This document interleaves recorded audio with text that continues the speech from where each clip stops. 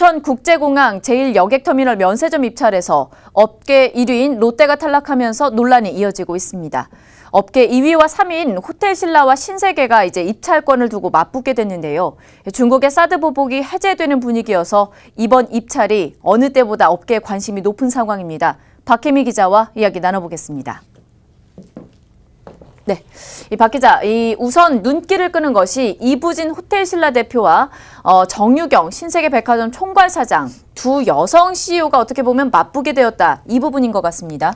네, 맞습니다. 네. 롯데가 반납한 인천국제공항 제1여객터미널 면세점 두 구역의 사업자 입찰에서 지난달 31일 신라와 신세계 면세점이 심사를 통과했습니다.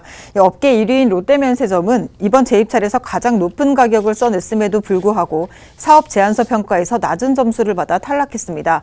결국 신세계와 신라가 복수 사업자로 선정됐고 이달 중 관세청의 심사를 통해 사업자가 결정됩니다.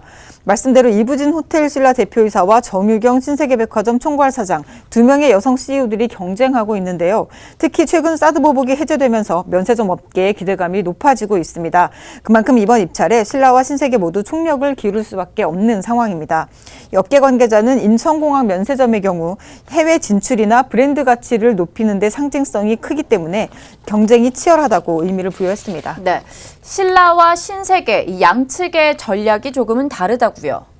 네, 우선 이부진 대표이사는 최근 면세 사업에 좀 공격적인 행보를 보이고 있습니다. 업계 2위인 신라 면세점의 시장 점유율을 높이기 위해서 매장 확대에 주력하는 모습입니다. 신라는 한화갤러리아가 조기 철수하면서 시장에 나온 제주공항 면세점 사업권을 지난해 12월에 취득해서 이달부터 정식 개장했습니다. 정유경 총괄사장은 신세계 면세점 명동점을 운영한 지 1년 반 만에 업계 3위에 올랐습니다. 올해 강남점을 오픈할 예정인데요. 네. 이 명동점의 경우에는 시내 면세점 중에서는 유일하게 고급 해외 명품 브랜드를 유치하면서 컨텐츠를 강화하는 전략으로 가파른 상승세를 이어가고 있는 모습입니다. 두 업체의 시장 점유율을 보면 신라와 신세계가 롯데를 따라잡기는 쉽지 않아 보입니다. 하지만 인천공항 면세점은 브랜드 가치를 높이고 해외 면세점 진출에도 이 매출이 반영되는 등 영향이 크기 때문에 꼭 필요한 사업장이라고 볼 수 있습니다. 롯데 면세점은 가장 높은 금액을 써 넣었는데도 이제는 떨어졌다 이랬잖아요. 근데 이유가 있을까요? 네, 롯데는 두 구역에서 각각 2,805억 원과 688억 원을 제시했습니다. 이 신세계는 롯데 다음으로 높은 입찰가를 제시했고 신라는 한 구역에서 가장 낮은 금액을 제시하기도 했는데 신세계와 함께 1차를 통과했습니다. 면세점 평가에서 입찰 가격이 40%를 차지하는 만큼 롯데가 가장 높은 점수를 받을 수밖에 없는데요. 네. 그럼에도 불구하고 탈락을 하면서 논란이 좀 이어지고 있습니다. 과도한 임대료 때문에 스스로 사업권을 반납까지 했던 롯데가 재도전을 하면서 이른바 괘씸죄까지 적용됐다는 얘기가 나오고 있는데요.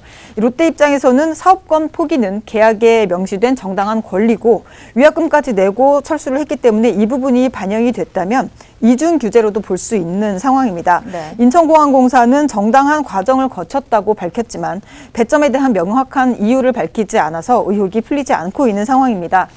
입찰 과정에 대해서 국토교통부나 기획재정부의 관리 감독이 소홀하다 이런 업계의 볼멘 소리가 나오는 이유도 바로 여기에 있습니다. 업체 입장에서는 자세한 이유를 설명을 해줘야 다음 입찰을 준비할 수 있는데 그렇지 않아서 답답하기만 한 상황입니다.